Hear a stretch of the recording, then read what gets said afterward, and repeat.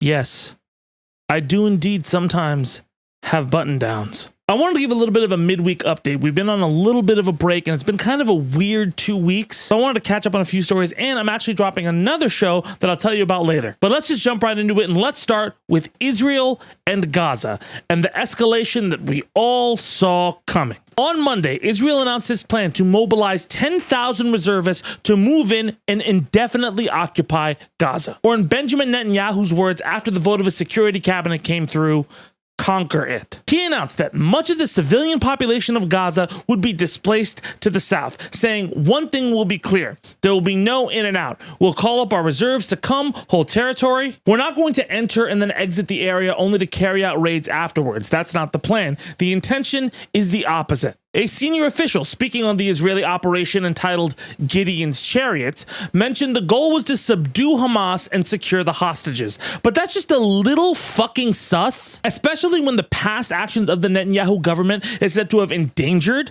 the hostages, and especially when opinion polling of Israeli citizens expressed large distrust with their government, as well as support to end the conflict with a deal for the return of the hostages. In fact, support and favorability for Israel in the United States has dropped significantly, with a Gallup survey in March marking the lowest support in 25 years at just 46%. And markedly the highest support share ever for Palestinians at 33%. And look, before we go any further, yes, I condemn Hamas. I condemn Hamas. I condemn Hamas. All right? Okay, I can sit here and compare this to the Iraq War and then go through parallels like, oh, the opinion is turning like this, see? But that does a disservice to what is really going on, which is the displacement and needless killings of Palestinian civilians and the escalation of a humanitarian crisis that should have been stopped months ago. And probably one of the most disgusting aspects, at least domestically, of this whole situation is how much of a political and cultural football it has become at the expense of all of the people who are suffering. Often over the last few weeks, I have seen videos on multiple platforms from political influencers whose hot take is some Amazon Basics ass quality version of something they've seen before, capitalizing on all of this for an I told you so. Well, never Kamala leftist, you sure help Palestine now. Maybe we're just tired of this two-party system where the parties are the exact same. Where's the content calling out Trump? Where's all of you are so silent? Except on all of the pages where they're clearly posting it every day. Hey, did you read the speculative article that was quoted as fact and spiraled into a conspiracy about the Biden administration holding no meaningful talks about a ceasefire and how it was all a lie? Fucking knew it. Hi. Israel and Palestine has been a discussion in my life for more than 2 decades, right? Like since I was a little kid, all right? I say this with all sincerity. If you're somebody who I mentioned or kind of just talked about just now, I really would like to ask that you rent a room and just fuck each other. Like, could you just do that? Could you just rent the room and just fuck each other already and just get it over with instead of the Temu ass Amazon Basics TikTok you're posting? I'll rent the room for you. Just let me know. It's better than all the engagement bait you're making and the fucking tough talk in the comments while a bunch of innocent people get fucking bombed to death and the rights of Israelis also get stripped away while those other innocent people are getting bombed to death, so you can get that extra 4 minutes of watch time so you can be the mildest fucking version of whatever this bitch became. Fuck you, by the way, Lindy. There are genuinely people who have sincere reasons for being upset with disengagement politics, all right? But the fact, not the fucking opinion because the votes are in, the fact is the Palestinian protest didn't lose Kamala the election, as well as complaining about how not leftist she was, didn't win it for her either. The momentum that is currently building against the administration is a practical understanding that this bullshit infighting is fucking useless. It is a bunch of people arguing about who is the smartest in a room when a country just told you they are going to annex and displace a population. I don't want to dunk on Jill Stein and the Abandon Harris movement like I did in 2024 because it's not 2024. If you got time to bitch about liberals and leftists and how they're really destroying the Democratic Party or whatever fucking movement you want, fix your fucking mouths and maybe go talk about Abrego Garcia, whose news cycle needs to be continued, right, with pressure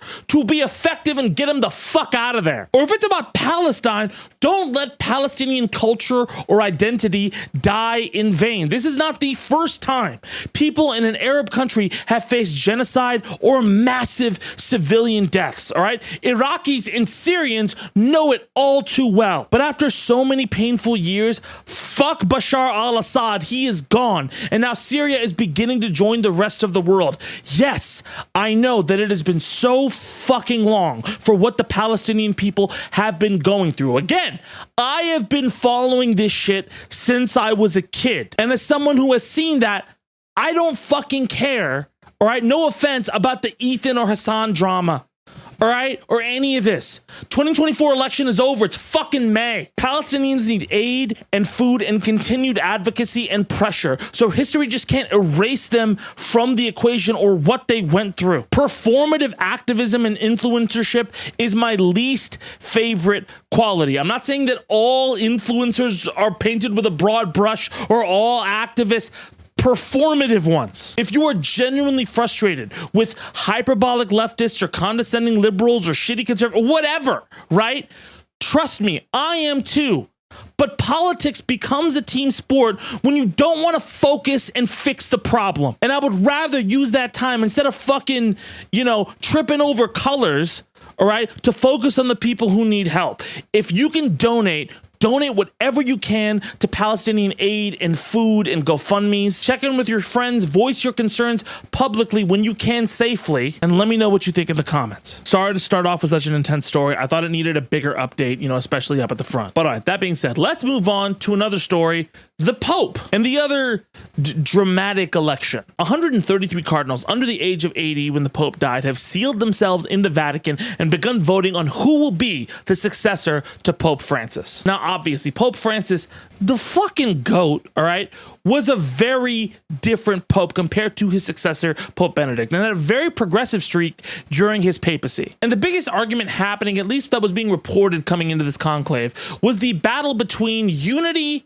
and diversity, which, if you can get the code words, is pure politics. You see, conservative members of the Vatican who want to break from Francis kept talking about unity, being that Francis was very divisive to the traditionalists when he did things like recognize LGBTQ people, speak out for women to have a more active role in the church, give communion to divorced people, like all of that stuff. So they tend to say unity within the church to say, okay, let's unify everybody by, excluding again. And the biggest argument against that is diversity. The diversity of ideas and inclusion the church has championed during Francis's papacy. And if that sounds like the movie Conclave, it somehow fucking is. This conclave has very similar themes to that amazing Ray Fiennes movie, which you should all watch, with some of the same ideological battles, but obviously, right, not everything is the same as the movie version. So, who are some of the frontrunners IRL to replace Pope Francis? So I had this whole fucking story which broke down the different factions and everything like that and who was going to be Pope for you. And then they just elected Robert Francis Provost like a minute ago.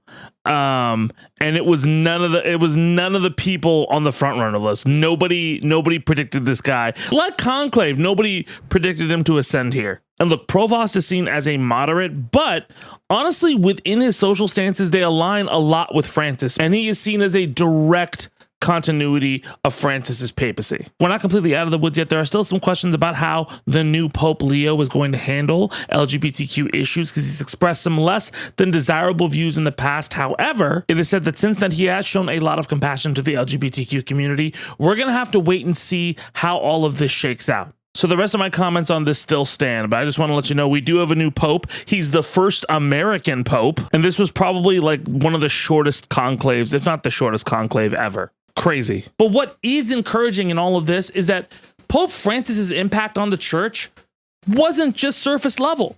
I mean, his mission towards trying to be a figure of inclusion and warmth carried over, especially when you had popes like Benedict try to move in the other direction. But look, I'm Muslim, I'm not Catholic, all right? Okay, I can't act like I'm super in the know of all of this stuff. So if you are Catholic, please let us know what you think in the comments. And if you are just in general interested in the Pope election or you felt something about Francis, please, I'd love to hear your thoughts as well. Hopefully we'll know the successor soon. And in the meanwhile, we can just watch Conclave because it's fucking great. And finally, let's move on to some updates about this asshole. Yeah? So look, the past few weeks have been very weird for Donald Trump, all right? He suffered some public setbacks, acted more brazen and aggressive in his overreach, and also thrown out a bunch of wild fucking threats that don't really make any sense. Let's start with the Hollywood tariffs. Fucking lol. Especially because you made me say lol out loud instead of actually laughing out. What the fuck? Trump said on Truth Social that he would be implementing 100% tariffs on movies made outside of the United States, sending movie studios scrambling to figure out what to do, mainly because nobody knows what the fuck that means. Like, what is the tariff on? Like, if a movie takes place in Spain and now has to take place in fucking New Jersey, I don't know. Like the fucking definition of it doesn't make any sense. Look, first off, the film business is still desperately trying to recover from the strikes, which absolutely busted Hollywood and the entire entertainment industry. And you have also the advent of AI growing faster and faster and faster alongside that. But also in general, a lot of changes are occurring where movies are shot, right? I live in LA and the industry out here has been hurting because most creatives in LA who shoot stuff have ended up finding work in Atlanta or other spots due to tax incentives. Now, Gavin Newsom has actually proposed working with the administration and with California legislation to bring in more work to Los Angeles and Hollywood. And before you jump to conclusions, one, no, I'm not a Gavin Newsom stan. Two, no, Gavin Newsom did not convince Trump to implement the currently unknown how the fuck it works 100% tariffs. Number three, if you're going to say Gavin Newsom lobbying Trump to bring tax incentives to movies that shoot in California is kowtowing to fascism, please touch a single blade of fucking grass. What the fuck are you talking about? Let's not mince words. There are definitely ways Gavin Newsom has dropped the fucking ball, like challenging Charlie Kirk on his dog shit podcast or platforming Steve Bannon also on his dog shit podcast. What the fuck, Gavin? But him punching at Trump and then aggressively fighting to deliver aid to fire victims was important. Him advocating for the film industry here, which brings in jobs, yes, even to lower income families, is important. Production work has a lot of great benefits and jobs for people trying to make a living here. And you can both battle the Trump administration's fascistic rhetoric as well as pressure them to give funds to your state, which is their fucking job, by the way, sometimes. Especially if your state produces returns like California does. Telling Trump tariffs will not bring back filming to the United States, tax breaks will do it better, is not kowtowing to fascism, right? The opposite, it's trying to help people in your state revitalize their industry. Telling Trump that his plan for Hollywood tariffs doesn't fucking work and that a tax break, right, on movies shot in California and shit like that is a better idea it's not a cosign on fucking ICE raids and shit. A tax credit would do wonders and bring financial relief to a lot of working class people in California and creatives here who want to build progressive content too, right? And just an industry in general who is reeling and trying very hard at least all of the lower levels to fight AI. So I do appreciate that being fought for, but also, if you are a nuanced person, Gavin, be nuanced enough to stand up to people like fucking Bannon and Kirk a little bit more often, like you did to Trump about the fires. All right. And hopefully on this tariff shit. But look, that's not the only major news this week for the administration, right? You also had Trump finally end up taking that high stakes meeting with the newly elected or re-elected Prime Minister of Canada, Mark Carney. There was a lot of pressure going into this meeting, especially on Carney and how he would end up pushing back against Trump. And reasonably, he did. While still trying to strike a diplomatic tone, Carney said, as you know, in real estate, some places are never for sale. Canada will never be for sale ever. But Trump, not taking the fucking hint, kept on selling his proposition throughout the entire meeting, to the point where he told Carney, never say never, and Carney literally mouthed to reporters, never 5 times. Also in the meeting, Trump affirmed that nothing Carney could say would get Trump to lift the tariffs. But also Trump fucking praised Carney in that meeting, saying that Carney may have had an even better comeback than Trump's. The irony and the obliviousness of this man knows no bounds. But look, overall, Carney came out relatively well in all of this and did what he needed to do, especially in this meeting. And I can't say politically Trump looked super weak to his base that he was trying to appease. Carney looked strong in this frame. He stood up where he needed to for Canada while not making the situation worse. He understands how unpopular these decisions are to the broader American public. And speaking of the broader American public and their weight on these decisions, Trump's political power has taken major hits over the last few months, right? And you can see it with the massive bickering over his budget bill in the House right now. What did I fucking say, by the way? As well as other bellwether signs like Brian Kemp jettisoning his Senate bid because even he reads what the tea leaves are saying. Even so, polling over the last week has been a little bit better for Trump because the stock market's been not, destroying itself. But largely, a lot of Donald Trump's weight right now has to go to proving an accomplishment outside of the 5 bazillion executive orders he will sign. And that's just tomorrow. Over the next 100 days, he's going to brag about all of the shit that he said he's done, even though he didn't do it. But largely, most of his moves have been unpopular, right? And now is around the time when sniffing around to see where the midterms are heading begins, especially when you have this low of an approval rating this early. Trump is set to unveil his trade deal with Britain, and he's appointed a fucking wellness influencer as Surgeon General, which is like, it's a joke that I couldn't even fucking write. Gotta be out of Parks and Rec. The fight against this guy is still measured on how well he spends his accomplishments and how he can overwhelm people. And being able to cogently give a coherent message against his incoherent one remains an important tool to use against the propaganda he keeps pushing out. But even as you fight that propaganda, it's important to advocate for some of the people who need it most. We'll be back with some more updates on the administration this weekend on Freestyle the News, but let me know what you think in the comments. And very quickly before I go, I do want to mention a little bit about India and Pakistan right now. Right now, India and Pakistan are on the precipice of escalating to all-out war after a terror attack hit the Indian part of Kashmir. Terrorist gunmen opened fire and killed 26 tourists, primarily Hindu pilgrims, and injured 20 others. India ended up blaming Pakistan for this and launched retaliatory missile strikes at 9 sites it claimed to be terror sites, but it also ended up killing and injuring civilians in the process. Pakistan, for their part, has claimed this is an act of war and that they had nothing to do with the terror attack. But even with that claim, there is a bunch of conflicting information from both India and Pakistan about this. Full disclosure, I am both Indian and Pakistani. My dad grew up in Bombay, which is now Mumbai, and my mom is from Karachi. This shit is fucking me, right? I'm Kashmir pretty much, and I fucking hate all of it. For one, Hindu and Islamic nationalism, right, has only hurt both of these countries consistently. And notice that I said both Hindu and Islamic nationalism. That's a fact. It's not a both sidesing of the situation. My grandfather, for example, during a very tense period in Pakistan with a lot of strife, had somebody break into his home and shoot him 3 times in the head. And then he survived and lived for another 29 years because he's a fucking G. But aside from me just saying that because I wanted to give my late grandfather props for being a fucking G, because he was, this is super worrisome because both Pakistan and India have incredible communities and people there. They're both beautiful countries. They both have incredibly corrupt governments and people who mistrust those governments. I don't know if you've ever gotten into a conversation with somebody from Pakistan or India about the government. They all think that they're that everybody's fucking corrupt asshole. The terror attack is horrific.